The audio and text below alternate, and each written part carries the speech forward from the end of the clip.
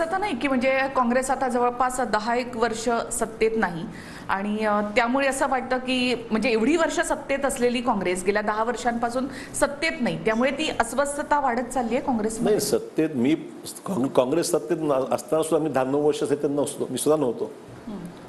म्हणजे काँग्रेस सत्तेमध्ये असताना जवळपास 9 ते 10 वर्ष मी बाहेर होतो, मी काही कुठल्या पदावर नव्हतो. नंतर मी प्रदेशाध्यक्षपद स्वीकारलं, काम केलं. परंतु सत्ता हा त्यातला एकमेव हेतू नाही आहे. त्या माध्यमातून काम करता आलं पाहिजे. असतात सत्ता फरक पडतोच, केंद्रातलं सत्ता असो किंवा राज्यातली सत्ता असतो. देश पातळीवर जे किंवा आंतरराष्ट्रीय पातळीवर पंतप्रधानांचं जे वलय एकंदरीत निर्माण झालेलं आहे, जे काम ते करतायत हे निश्चितच फार ॲप्रिशिएबल आहे. लोकांच्या मनामध्ये ते पटतंय, लोकांना असं दिसतंय. तर मी म्हटलं let us take a decision.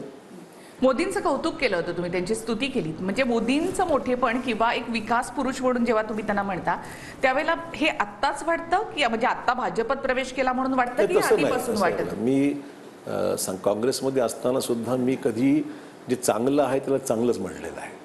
म्हणजे काँग्रेसमध्ये कामं चांगली व्हायची, ते सुद्धा महाविकास आघाडीमध्ये होतो, कामं चांगले व्हायचे, मी त्यास ॲप्रिशिएट केलंच आहे. आणि त्यावेळेस मोदींच्या बाबतीत सुद्धा जे दिसतंय ते मी त्यांच्यावर टीका मुद्दाम केली नाही. कारण टीकेला टीका करा, मुद्दाम टीका म्हणून टीका करा, ही भूमिका मी कधीच त्यावेळेस सुद्धा लोक म्हणतात तुम्ही माइल्ड आहे, तुम्ही काय बोलतच नाही, तुमचा दबाव आहे, असं काहीच नव्हतं. मी पण त्यांच्याबद्दल मी कधी अपशब्द राजकीय क्षेत्रामध्ये काम, सभागृहात सुद्धा सभागृहाबाहेर सुद्धा मी कधी राजकारणाचा स्तर मला घसू दिला नाही. आणि आपण पाल आगामी काळामध्ये सुद्धा माझी एक डेव्हलपमेंटल सकारात्मक भूमिका राहील, ज्यातून महाराष्ट्राचं, राज्याचं आणि विशेषतः मतदारसंघाचं काहीतरी चांगलं घडत गेलं पाहिजे, ही माझी प्रामाणिक भावना आहे. मोदींवर सातत्यानं टीका केली जाते. म्हणजे इथे जे महाविकास आघाडीमधले नेते आहेत, उद्धव ठाकरे आहेत, संजय राऊत आहेत किंवा सुप्रिया सुळे आहेत, नंतर शरद पवार आहेत, सातत्यानं मोदींवर टीका करतायत. यंत्रणांचा गैरवापर केला जातो, ईडी, सीबीआय यासारख्या यंत्रणांचा गैरवापर केला जातो, असा सातत्यानं जो आरोप केला जातोय, तर तुम्हाला काय वाटतं? असं टीका ही विरोधकांना करणं हे अपेक्षितच आहे. त्यांनी आपली प्रशंसा करावी किंवा सत्ताधारी पक्षाच्या अनुरूप काहीतरी बोलावं असं अपेक्षित नाहीच आहे ना. ऑपोजिशनमध्ये असल्यावर ते तुम्हाला तुमचा स्ट्राईक रेट मेंटेन करण्याकरता, लोकांसमोर तुम्ही करत आहात दाखवण्याकरता, किंबहुना जे वास्तव आहे ते हे सांगण्याकरता तुम्हाला तुमची भूमिका मांडावीच लागते. तर गैर असं मला वाटत नाही. तुम्ही आता राज्यसभेचा अर्ज भरून तुम्ही आलेला आहात.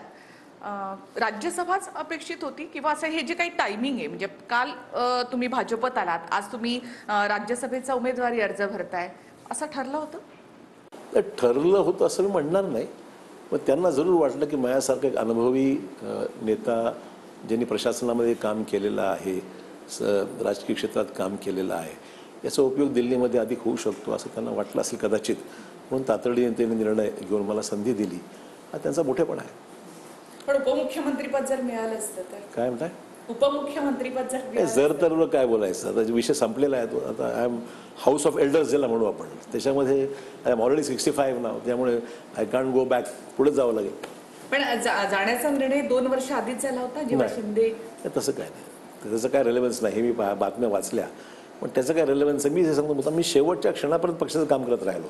असं लोक म्हणतात अचानक केलं, अचानक काहीच केलं नाही. चव्हाण साहेब, तुम्ही म्हणालात की भाजप नेत्यांना वाटलं की तुम्हाला दिल्लीत पाठवावं. मला वाटतं मी तुम्हाला जवळपास 20-1 वर्ष ओळखते, मला तुमचं काम माहिती आहे. तुम्ही